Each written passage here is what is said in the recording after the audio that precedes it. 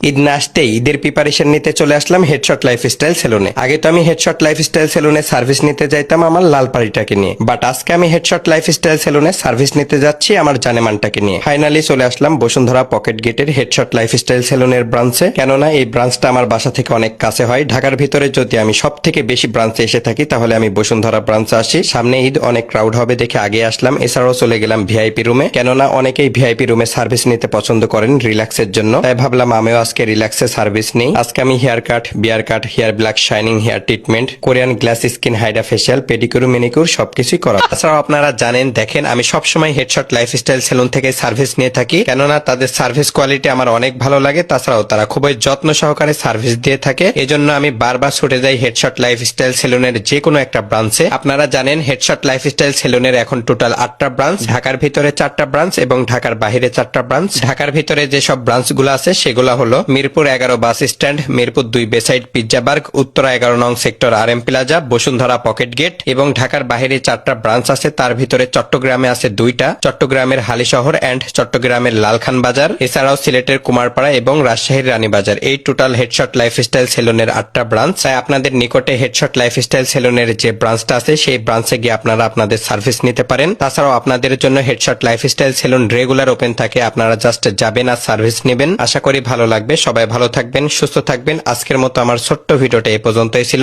আবার পরবর্তী কোনো একটা ভিডিওতে আপনাদের সবার সাথে দেখা হবে। সবাই সে পর্যন্ত ভালো থাকবেন, সুস্থ থাকবেন। ধন্যবাদ, বাই বাই, আসসালামু আলাইকুম।